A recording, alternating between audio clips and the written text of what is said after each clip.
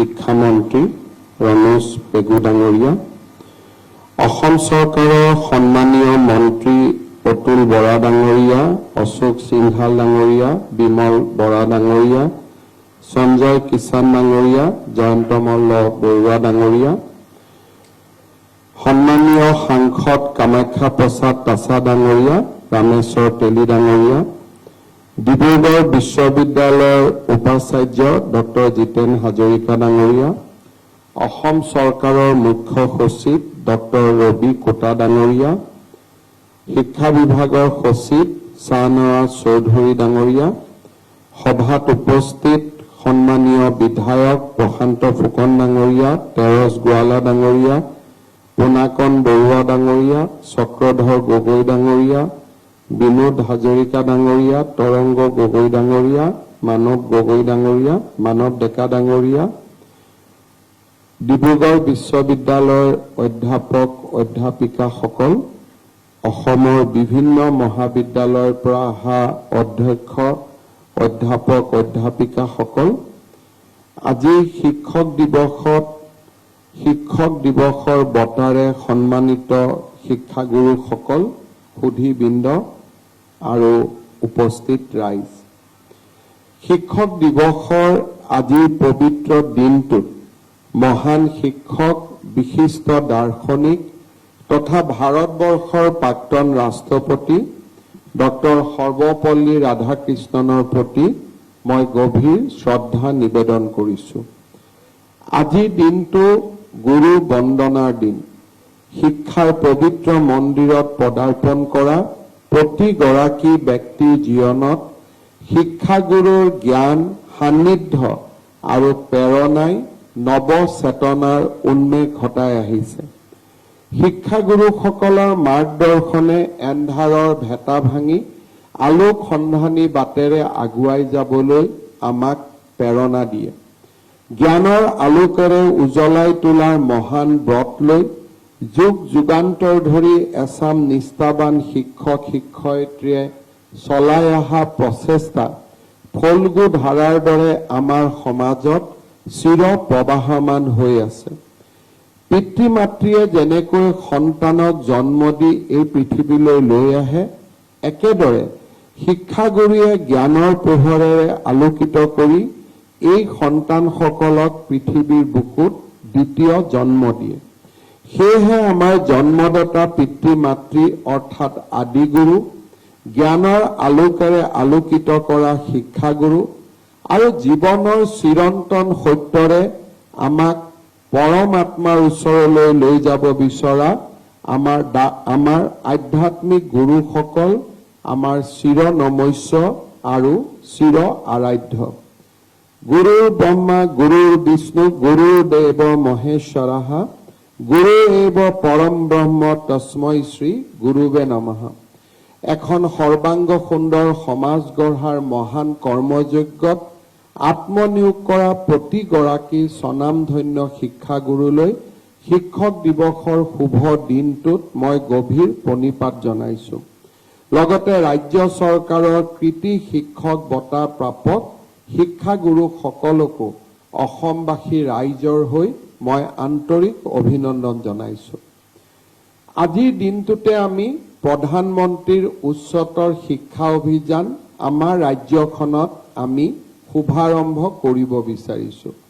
প্ৰধানমন্ত্ৰী নৰেন্দ্ৰ মোদী ডাঙৰীয়াৰ দিগদৰ্শী নেতৃত্বত আজি ভাৰতে অমৃত কালৰ মাজেৰে আগবাঢ়িছে।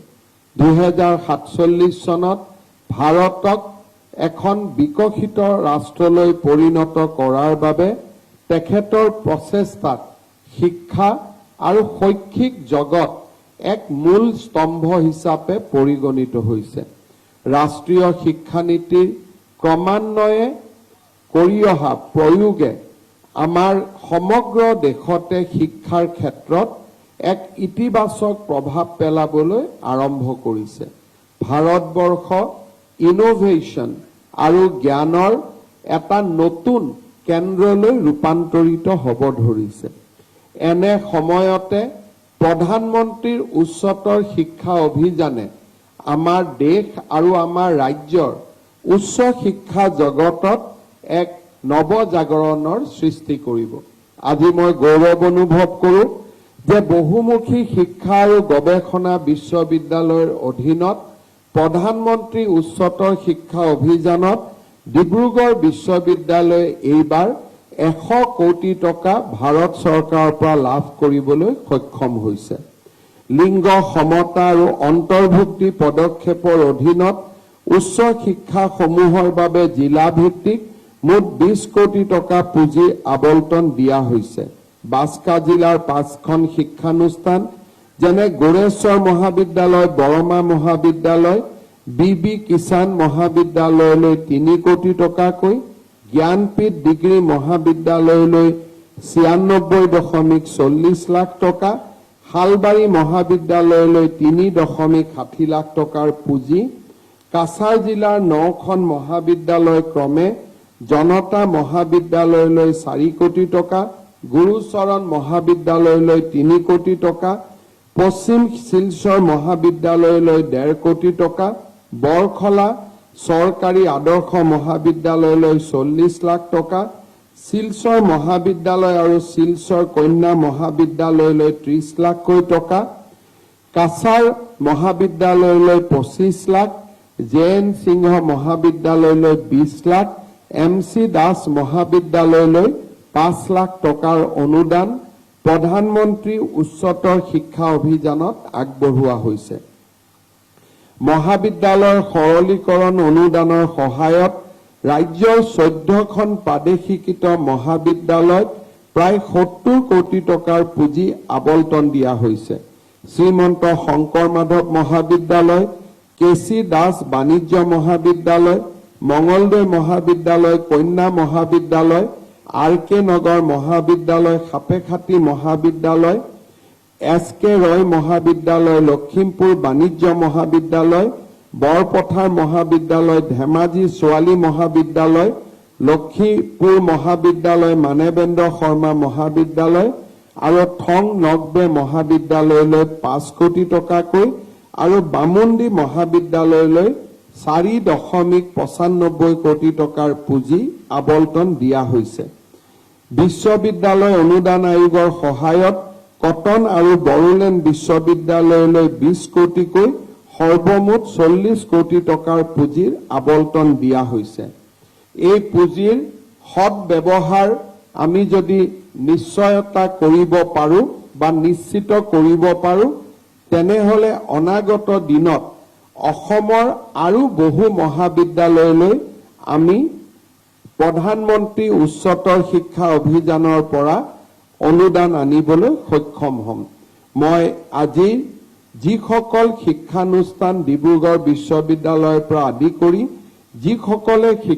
যিসকল শিক্ষানুষ্ঠান প্ৰধানমন্ত্ৰী উচ্চতৰ শিক্ষা অভিযানৰ দ্বাৰা উপকৃত হ'ল তেওঁলোকক প্ৰতিটো টকাৰ সৎব্যৱহাৰ কৰিবলৈ মই আহ্বান জনাম যাতে তেওঁলোকৰ পুঁজিৰ সৎব্যৱহাৰে অসমৰ বাকী মহাবিদ্যালয়সমূহকো পুঁজি প্ৰাপ্তিৰ পথ মুকলি কৰি দিয়ে।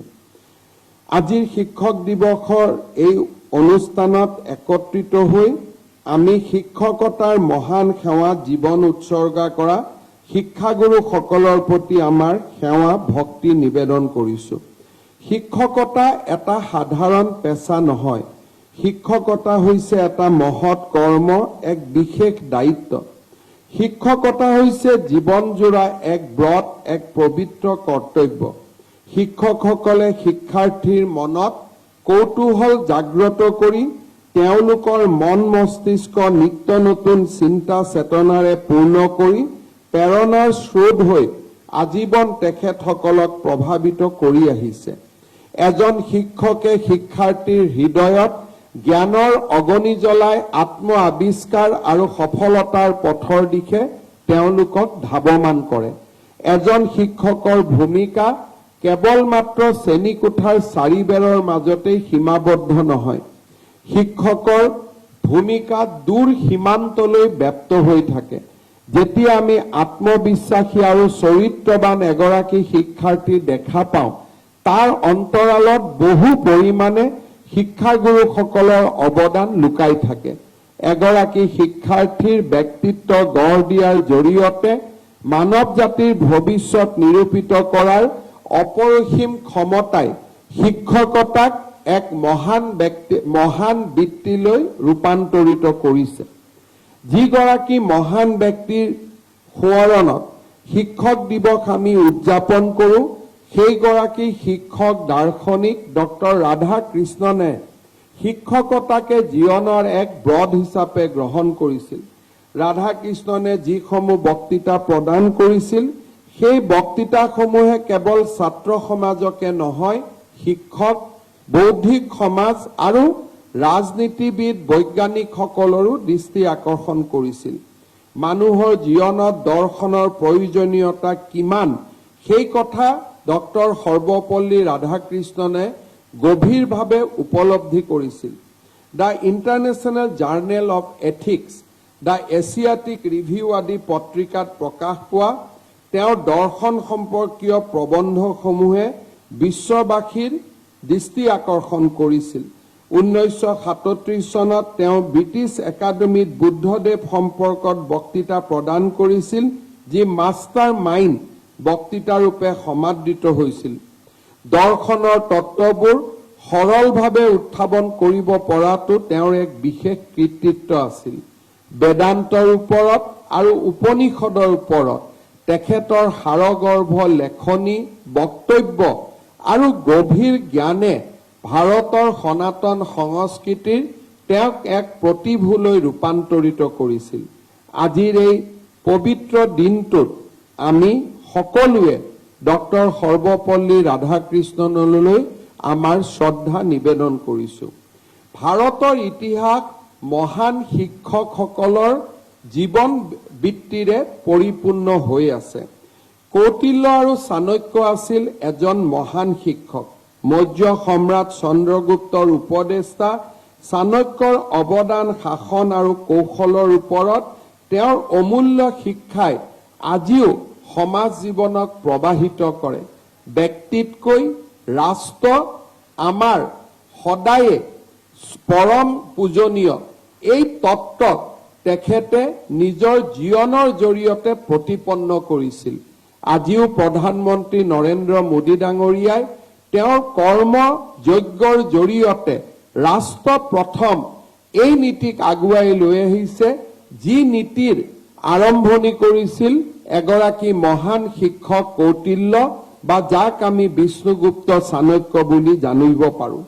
প্ৰাচীন ভাৰতীয় গণিতজ্ঞ আৰু জ্যোতিৰ্বিজ্ঞানী আৰ্যভট্টই গণিতৰ ওপৰত তেওঁৰ যুগান্তকাৰী কৰ্মৰ জৰিয়তে মানৱ জাতিলৈ শিক্ষাৰ বাট কাটি থৈ গৈছে।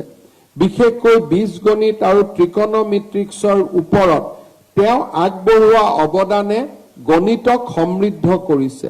সূৰ্যকেন্দ্ৰিক সৌৰজগতৰ ধাৰণাকে ধৰি জ্যোতিৰ্বিজ্ঞান ক্ষেত্ৰখনলৈ তেওঁৰ অৱদানে সেই যুগক অতিক্ৰম কৰি গৈছিল। ভাৰতীয় সভ্যতাত আধ্যাত্মিক জীৱন সমৃদ্ধ কৰি শংকৰাচাৰ্যৰ দৰে গুৰুৱে অদ্বৈত বেদান্ত দৰ্শনৰ জৰিয়তে ভাৰতীয় দৰ্শনক বিশ্বৰ সমসাময়িক জগতখনত প্ৰতিষ্ঠা কৰিছিল। বৌদ্ধ ধৰ্মৰ ওপৰত নাগাৰ্জুনৰ শিক্ষাই প্ৰাচ্য জগতত গভীৰ প্ৰভাৱ পেলাই দয়া, কৰুণা আৰু মানসিক শান্তিৰ দৰ্শনক অধিক ব্যাপ্তি প্ৰদান কৰিছিল। আমাৰ ৰাজ্যৰ শৈক্ষিক জগতখনো বহু শিক্ষাগুৰুৱে তেওঁলোকৰ অসামান্য অৱদানৰ জৰিয়তে সমৃদ্ধ কৰি থৈ গৈছে। অসমৰ জাতীয় জীৱনৰ প্ৰাণ প্ৰতিষ্ঠাতা মহাপুৰুষ শ্ৰীমন্ত শংকৰদেৱৰ জীৱন আৰু দৰ্শন গঢ় দিয়া ব্যক্তিগৰাকী আছিল তেওঁৰ গুৰু মহেন্দ্ৰ কন্দলীয়ে। যুগনায়ক মহাপুৰুষগৰাকীক তেওঁৰ গুৰুৰ প্ৰেৰণা আৰু স্বীকৃতিয়ে নিজৰ প্ৰতিভা সম্পৰ্কে আত্মবিশ্বাসী কৰি তুলিছিল। ফলত গুৰুৰ ঋণ স্বীকাৰেৰে দুপদূপে তেওঁ আগুৱাই যাবলৈ সক্ষম হৈছিল।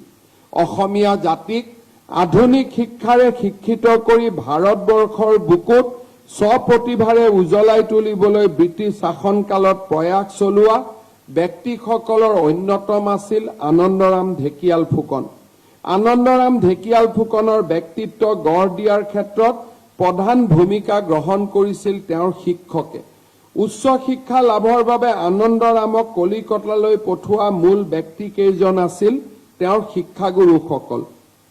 শিক্ষক হিচাপে গুণী ছাত্ৰৰ প্ৰতি তেওঁলোকে কি ধৰণে দৃষ্টি ৰাখিব লাগে আৰু আনন্দৰামক ঘৰৰ অনিচ্ছাৰ স্বত্বেও এক প্ৰকাৰ উচ্চ শিক্ষাৰ বাবে হুকুম দি তেওঁৰ শিক্ষাগুৰুসকলে তেওঁক কলিকতালৈ পঠাই দিছিল। অসমীয়া ভাষা সাহিত্যৰ ওজা যশস্বী গৱেষক সাহিত্যিক বাণীকান্ত কাকতিৰ জীৱনত শিক্ষকৰ ভূমিকা আছিল অপৰিসীম। এগৰাকী শিক্ষকে ছাত্ৰক কিমান ভাল পাব পাৰে, ছাত্ৰৰ বুদ্ধিদীপ্ততা দেখি শিক্ষকৰ মন কেনেকৈ পুলকিত হ'ব পাৰে, সেই কথা বাণীকান্ত কাকতিৰ জীৱনত প্ৰকাশ পাইছে। এবাৰ বিদ্যালয়ৰ পৰীক্ষাত বাণীকান্ত কাকতিৰ শিক্ষক লক্ষীনাৰায়ণ গোস্বামীয়ে সংস্কৃতত তেওঁক 100ৰ ভিতৰত 105 নম্বৰ দিছিল। এই কথাই বাণীকান্ত কাকতিদেৱৰ জীৱনত অসীম প্ৰেৰণা দিছিল। দৰাচলতে ই আছিল প্ৰতিভাৰ এক বিৰল সন্মান আৰু এই বিৰল প্ৰতিভাৰ সন্মানেৰে সন্মানিত হৈ বাণীকান্ত কাকতিয়ে পৰৱৰ্তী কালত অসমীয়া ভাষা সাহিত্যৰ এগৰাকী বিশিষ্ট গৱেষক বিশ্লেষক আৰু এগৰাকী সফল শিক্ষক হিচাপে তেওঁ সুনাম অৰ্জন কৰিব পাৰিছিল। ইতিহাসৰ বুকুত শিক্ষকসকলে এটা প্ৰজন্মৰ পৰা আন এটা প্ৰজন্মলৈ জ্ঞান অমৃতৰ প্ৰবাহিত ধাৰাক আগুৱাই লৈ আহে।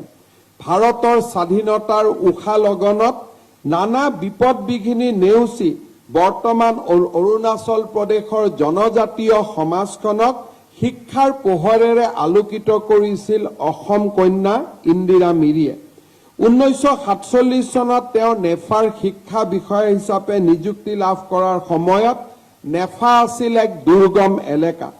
এনে ঠাইত শিক্ষা বিষয়া হিচাপে শিক্ষাৰ প্ৰসাৰ সাধন কৰিবলৈ যোৱা আছিল অজস্ৰ প্ৰত্যাহ্বানেৰে পৰিপূৰ্ণ। দেশ বিদেশত উচ্চ শিক্ষাৰে শিক্ষিত হোৱা স্বত্তেও নেফাৰ জনজাতীয় ভাই ভনীসকলৰ লগত অন্তৰংগ সম্পৰ্ক স্থাপন কৰি কেতিয়াবা হাতীত উঠি, কেতিয়াবা ঘোঁৰাত উঠি, নতুবা কেতিয়াবা খোজকাঢ়ি বিভিন্ন জনগোষ্ঠীৰ লোকসকলৰ সৈতে সংযোগ স্থাপন কৰি তেওঁলোকৰ মাজত শিক্ষা বিস্তাৰৰ বাবে তেওঁ শিক্ষানুষ্ঠান স্থাপন কৰিছিল।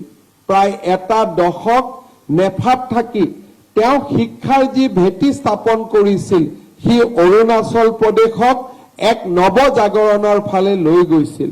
মোৰ দৃষ্টিত অসমীয়া শিক্ষক সমাজত শ্ৰীমতী ইন্দিৰা মিৰি এগৰাকী অনন্য উজ্জ্বল প্ৰতিভা আছিল আৰু ইন্দিৰা মিৰিৰ জীৱন দৰ্শনে আজিও আমাৰ শিক্ষক সমাজক প্ৰেৰণা দিব পাৰে। তেখেতসকলক দুৰ্গম অঞ্চলত সাহসেৰে কাম কৰাৰ বাবে সাহস দিব পাৰে। আধুনিক অসমত শ্ৰেণীকোঠাৰ মাজতো কেইবাগৰাকীও শিক্ষকে সুন্দৰ কৰ্মৰ মাজেৰে ছাত্ৰসকলৰ জীৱনৰ প্ৰেৰণা হৈ পৰিছে। কিছুদিন আগতে 2024 চনত ডিব্ৰুগড় বিশ্ববিদ্যালয়ত তেনে এজন শিক্ষক গৱেষক লেখক ক্ষীৰধৰ বৰুৱাক ডিলিট উপাধি প্ৰদান কৰিছিল।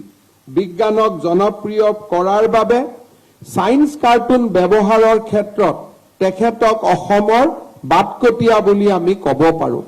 আজিৰ এই শিক্ষক দিৱসৰ দিনটোত মই আৰু এগৰাকী ডিব্ৰুগড় জিলাৰ শিক্ষকৰ কথা গভীৰ কৃতজ্ঞতাৰে সোঁৱৰণ কৰিব খোজো।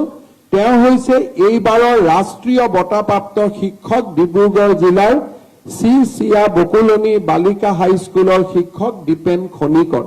পুতলা নাচৰ জৰিয়তে পাঠদানৰ উদ্ভাৱনী কৌশল অৱলম্বন কৰি দীপেন খনিকৰে সামাজিক পৰিৱেশ সম্পৰ্কীয় বিষয়ত কাৰ্টুন ভিডিঅ' প্ৰস্তুত কৰি শিক্ষাদান কৰে, যাতে ছাত্ৰ ছাত্ৰীসকলে বিশ্বায়নৰ জৰিয়তে আনন্দপূৰ্ণ পৰিৱেশত শিক্ষা আৰু ছাত্ৰ ছাত্ৰীসকলৰ মাজত এক জ্ঞানৰ আদান প্ৰদান কৰিব পাৰে।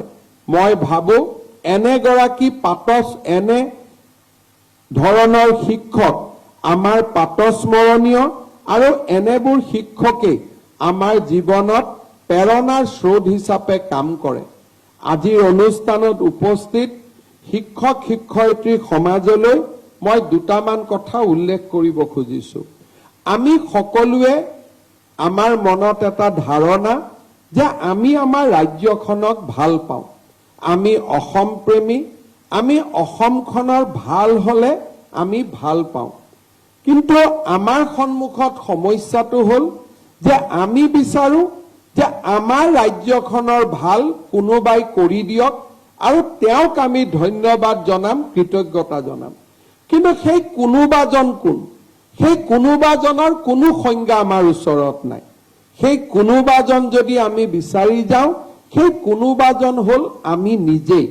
আমি যদি আমাৰ ৰাজ্যখনক ভাল পাওঁ, আমি যদি নিজক ভাবো যে এই অসমৰ আমি সন্তান, তেতিয়াহ'লে আমাৰ নিজৰ জীৱনত আমি যদি সিদ্ধান্ত লওঁ যে আমাৰ ৰাজ্যখনক আমি সুজলা আৰু সুফলা কৰি তুলিম, তেতিয়াহ'লে সেই জনক আমি বিচাৰিব নালাগে, আমি নিজেই সেইজন হৈ পৰিব পাৰোঁ।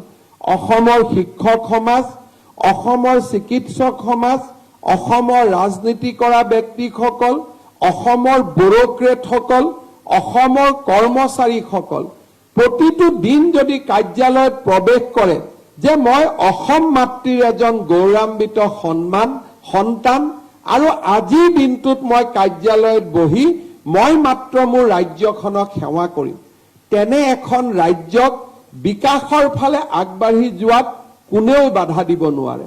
কিন্তু আমি যেতিয়া ভাবিম ৰাতিপুৱা আমি শিক্ষানুষ্ঠানত আহিম, আমি দেৰিকৈ আহিম, সোনকালে যাম আৰু ৰাতিপুৱা বাতৰি কাকতখন পঢ়ি আন 10 জনক সমালোচনা কৰিম, আমি ৰাতিপুৱা নিজৰ কাৰ্যালয়ত হাজাৰটা ফাইল আমি বন্ধ কৰি থৈ দিম, আমি ফাইল নাচাম আৰু ৰাতিপুৱা ঘৰত টিভি চাই আন এজনক আমি সমালোচনা কৰিম, তেনে এটা জাতি কেতিয়াও আগুৱাই যাব নোৱাৰে। আমি প্ৰত্যেকেই জানো যে মহাসাগৰে সৃষ্টি কৰা নাই, নদীবিলাক গৈ গৈ মহাসাগৰ সৃষ্টি কৰে। নদীবিলাকে নিজে সৃষ্টি হ'ব নোৱাৰে, উপনদীবিলাকে গৈ গৈ নদীৰ সৃষ্টি কৰে। উপনদীবিলাকো নিজে সৃষ্টি হ'ব নোৱাৰে, খাল ডুঙাৰ পানী আৰু বৰষুণৰ কণ কণ একোটা কণিকাই উপনদীৰ সৃষ্টি কৰে। অৰ্থাৎ আমি যদি এখন মহাসাগৰ হিচাপে অসমক তুলনা কৰোঁ, এই মহাসাগৰখন সৃষ্টিৰ আৰম্ভণি হ'ল আমাৰ জীৱনৰ নিজৰ ক্ষুদ্ৰ ক্ষুদ্ৰ অৱদানসমূহ। আমাৰ জীৱনৰ যেতিয়া নিজৰ ক্ষুদ্ৰ ক্ষুদ্ৰ অৱদানসমূহ আমি আগবঢ়াই যাব পাৰোঁ, তেতিয়াহ'লে অসমখন নিশ্চিতভাৱে মহাসাগৰত পৰিগণিত হ'ব। আজি আমাৰ সমাজৰ যিটো ধাৰণা যে মই বৰঙণি আগ নবঢ়াওঁ, মই মোৰ পৰিয়ালক লৈ ব্যস্ত থাকিম, মই মোৰ জীৱনত প্ৰতিটো কাম কৰিম যি কামে মোৰ দেশক সমৃদ্ধ নকৰে, কিন্তু মই আনৰ পৰা আশা কৰিম যে মোৰ দেশখন সমৃদ্ধ হওক, তেনে এক ব্যৱস্থাৰে আমাৰ জাতীয় জীৱন কেতিয়াও আগবাঢ়ি যাব নোৱাৰে। যদি কৌটিল্য আৰু চাণক্যই নিজে ৰজা হোৱাৰ কল্পনা কৰিলেহেঁতেন, চন্দ্ৰগুপ্ত মৌৰ্যৰ কেতিয়াও সৃষ্টি হ'ব নোৱাৰিলেহেঁতেন। অৰ্থাৎ আমি যেতিয়া আশা কৰোঁ যে মোৰ জীৱনত মোৰ দায়িত্ব পোৱা কামখিনি মই নিষ্ঠাৰে আৰু সততাৰে সৈতে পালন কৰিম, সেই সৰু সৰু কৰ্মযজ্ঞই একোখন মহাসাগৰ সৃষ্টি কৰিব পাৰে। আমাৰ শিক্ষানুষ্ঠানলৈ পঢ়িবলৈ অহা ছাত্ৰ ছাত্ৰীসকলৰ মনত আমি যেতিয়াই সদাচাৰ, সৎগুণ আৰু সৎ পথৰ আমি বীজ ৰোপণ কৰিম, সমাজ নিজে নিজে সুন্দৰ হ'ব, সমাজ নিজে নিজে মহীয়ান হ'ব। আমাৰ ছাত্ৰ ছাত্ৰীসকলৰ প্ৰতি আমাৰ দায়িত্ব আমি যেতিয়াই নিষ্ঠাৰে সৈতে পালন কৰিম, তেতিয়াই আমাৰ সমাজখন সৰ্বাংগ আৰু সুন্দৰ হ'ব। ৰাজ্যৰ শিক্ষামন্ত্ৰীৰ বহুদিন দায়িত্ব পালন কৰাৰ মোৰ সৌভাগ্য হৈছিল। মই এই সময়ছোৱাত দুই ধৰণৰ শিক্ষক জীৱনত লগ পাইছিলোঁ।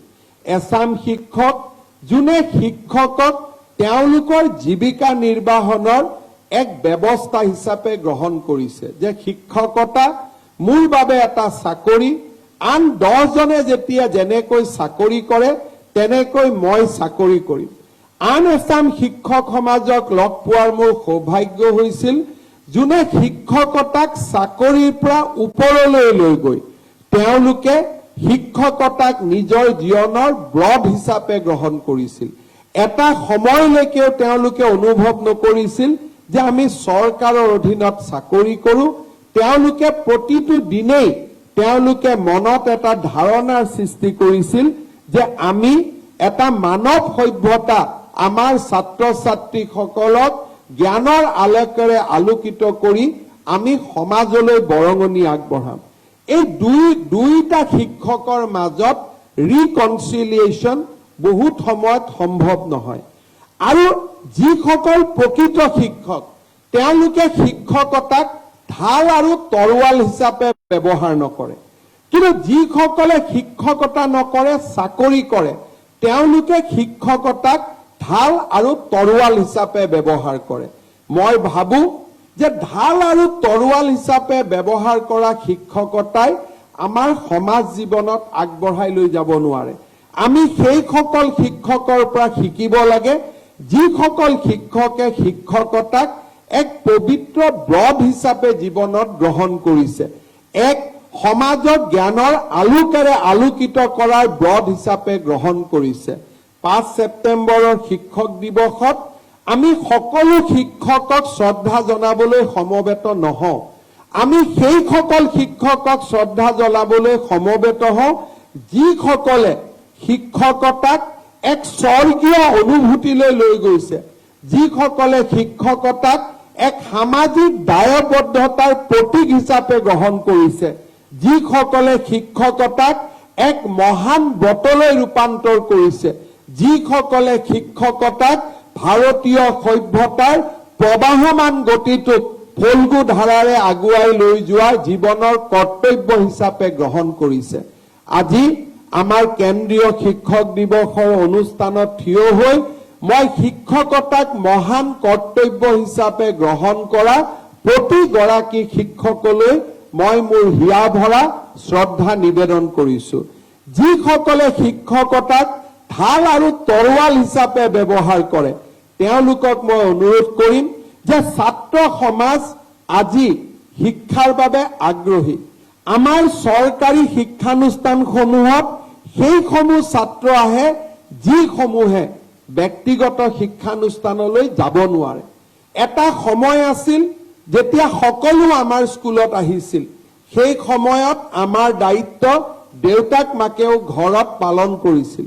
কিন্তু আজি আমাৰ সমাজৰ বিৱৰ্তনৰ পিছত আমাৰ অসমীয়া স্কুলসমূহত সেইসমূহ শিক্ষক সেইসমূহ ছাত্ৰ ছাত্ৰী আহে যাৰ ঘৰত হোমৱৰ্ক হ'ব নোৱাৰে, যাৰ ঘৰত টিউচন হ'ব নোৱাৰে, যোনে মাত্ৰ শিক্ষকজনৰ চকুলৈ চাই যে ময়ো ডক্তৰ হ'ব খোজো, ময়ো ইঞ্জিনিয়াৰ হ'ব খোজো, ময়ো আন 10 জন ছাত্ৰৰ দৰে সমাজত এজন প্ৰতিষ্ঠিত নাগৰিক হ'ব খোজো।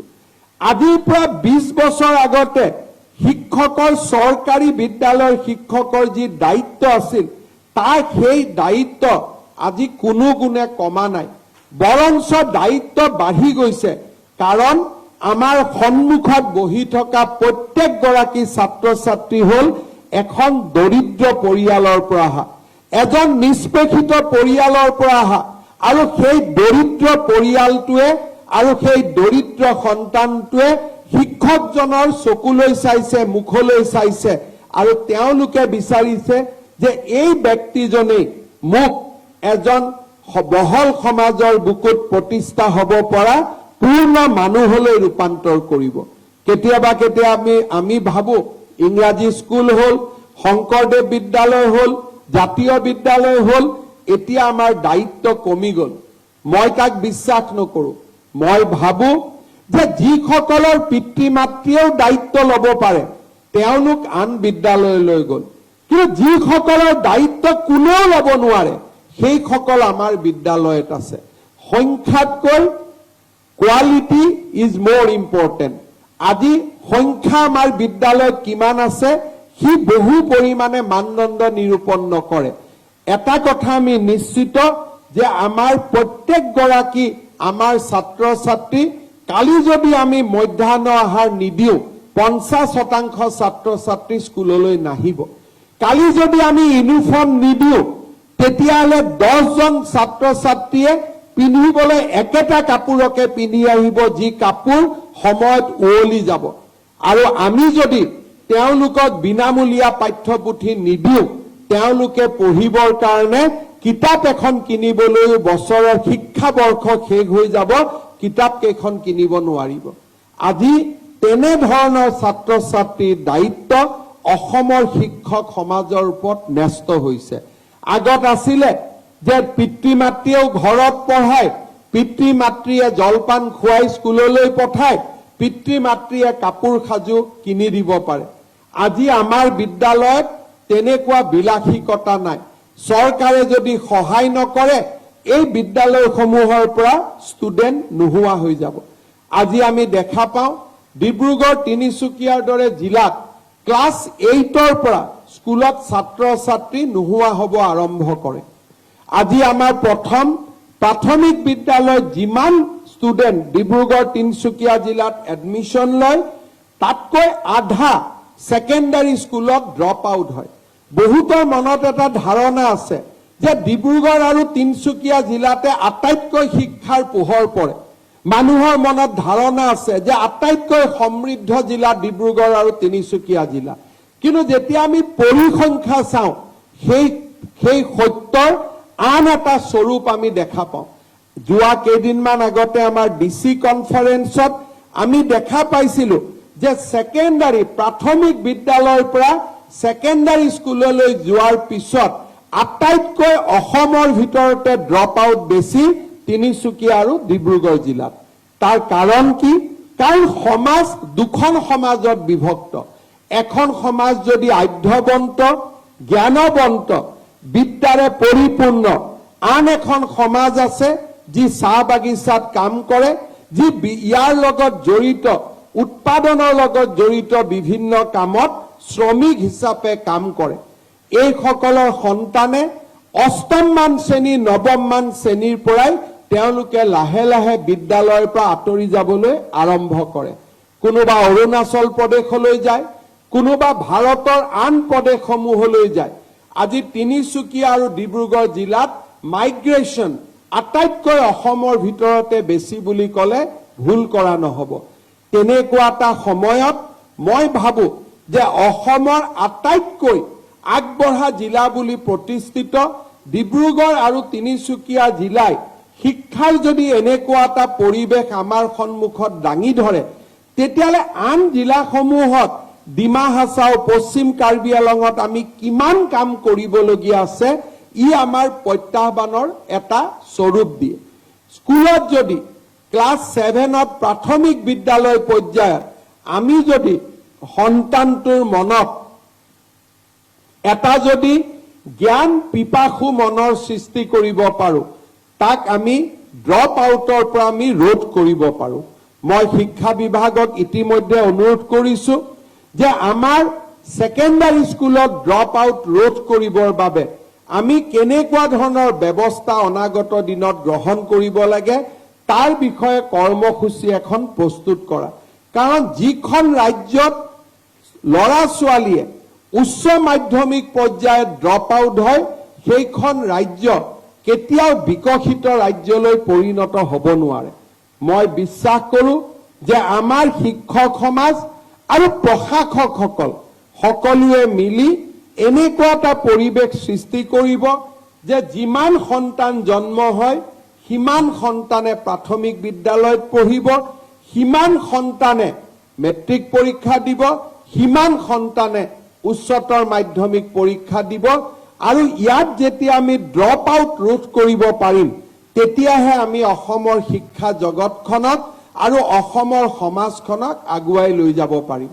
মই আৰু এটা নিশ্চিতভাৱে বিশ্বাস কৰোঁ যে আমাৰ পাঠ্যপুথি জ্ঞানৰ লগতে উচ্চ মাধ্যমিক পৰ্যায়ৰ পৰাই স্কিলৰ লগত আমাৰ সম্পৰ্ক আৰম্ভ হ'ব লাগে।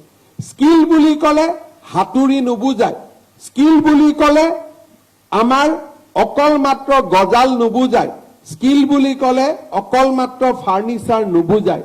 স্কিল বুলি কোৱাৰ লগে লগে আমাৰ বহুতবিলাক স্কিল আছে যাক আমি স্কুলত একোটা কাৰখানা নিৰ্মাণ নকৰাকৈও সেই স্কিলৰ আমি জ্ঞান দিব পাৰোঁ। মই বিশ্বাস কৰোঁ যে আজি আমাৰ অসমতে কিমানবিলাক স্কিল আমাক প্ৰয়োজন তাৰ যদি এখন আমি সূচী উলিয়াওঁ তেতিয়াহ'লে আমি দেখা পাওঁ যে স্কুলৰ পিছত এঘণ্টা সময় বা স্কুলৰ কেৰিকুলামৰ লগত এঘণ্টা সময় যদি আমি স্কিলৰ ওপৰত কথা পাতোঁ, ল'ৰা ছোৱালীৰ মাজত আত্মবিশ্বাস আৰু প্ৰত্যয়েৰে ভৰি পৰিব। আমাৰ বিদ্যালয়ৰ শিক্ষক শিক্ষয়িত্ৰীসকলক আমাৰ পাঠ্যপুথিত আমাৰ স্কিলক উদ্যমিতাক এক অংশ হিচাপে গ্ৰহণ কৰাৰ আজি সময় সমাগত। কাৰণ উদ্যমিতা অবিহনে আমি এজন ছাত্ৰ ছাত্ৰীক নিৰ্মাণ কৰিব নোৱাৰো, যি ছাত্ৰ ছাত্ৰীয়ে অতি সোনকালে তেওঁলোকৰ পৰিয়ালটোক যিকোনো ধৰণে সমৰ্থন কৰিবৰ বাবে সমাজৰ বহল বুকুত কাম কৰিবলৈ যাব লাগিব। আজি মই এটা সৰু উদাহৰণ দিছো। ডিব্ৰুগড় বিশ্ববিদ্যালয়ত উচ্চতৰ শিক্ষা অভিযানে 100 কোটি টকা দিছে। আমি 100 কোটি দিম, 200 কোটি টকা। ইয়াত কাম কৰিবৰ কাৰণে যিমানজন মিস্ত্ৰী আহিব আপোনালোকে ধৰি লওক এজনেও মিস্ত্ৰীৰ ওপৰত কতো ট্ৰেইনিং লোৱা নাই, এজনেও মিস্ত্ৰীৰ কাম নাজানে, দেখা কৰি তেওঁলোকে মিস্ত্ৰীৰ কাম কৰিব। এখন টাইলছৰ ওপৰত এখন টাইলছ জাপি দিব, এখন মাৰ্বলৰ ওপৰত আন এখন মাৰ্বল জাপি দিব, আৰু 5 বছৰ পিছত যিমানেই ধুনীয়া বিল্ডিং নপতাও কিয় ওপৰৰ পৰা বৰষুণ পৰিবই। তাৰ কাৰণ কি? আপোনালোকে যিমানবিলাক শ্ৰমিক দেখা পায় এই গোটেইবোৰ শ্ৰমিক হৈছে স্কিল নোহোৱা শ্ৰমিক, আৰু ঠিকাদাৰসকলে নিজৰ লাভ বঢ়াবৰ কাৰণে এনেকুৱা শ্ৰমিক লৈ আহে যি শ্ৰমিকক কম দামত আনিব পাৰি আৰু সেই শ্ৰমিকৰ কোনো স্কিল নাথাকে। এজন যদি শ্ৰমিকৰ মনৰ মাজত নান্দনিকতা নাথাকে তেওঁ কেতিয়াও নতুন কাম নিৰ্মাণ কৰিব নোৱাৰে। কিছুদিন আগতে ভাৰতবৰ্ষৰ সংসদ ভৱন যেতিয়া উদ্বোধন হৈছিল আমাক ৰাতিপুৱা মাতিছিল সংসদ ভৱনত কাম কৰা শ্ৰমিকসকলৰ লগত কথা পাতিবৰ বাবে। তেওঁলোকৰ জ্ঞানৰ পৰিসৰ দেখি মই মুগ্ধ হৈ গৈছিলো। একোটা পিলাৰৰ মাজত সিংহ আঁকিব, কেনেকে সিংহ বনাব, মাইনুটছ তেওঁলোকে প্ৰতিটো কথাই জানে। কিন্তু আমাৰ ইয়াত যিসকল আমি শ্ৰমিকক লৈ আহো, আমি আমাৰ ট্ৰাকখন লৈ ধুবুৰী বৰপেটাত ৰখাই দিম, যাকে পাওঁ তাকে আমি লৈ আহিম আৰু আমি তেওঁলোকক শ্ৰমিক হিচাপে কাম কৰিবলৈ অনুমতি দিম। কাৰণ আমি উদ্যমিতাৰ সৃষ্টি কৰা নাই, আমি ভাল শ্ৰমিকৰ সৃষ্টি কৰা নাই।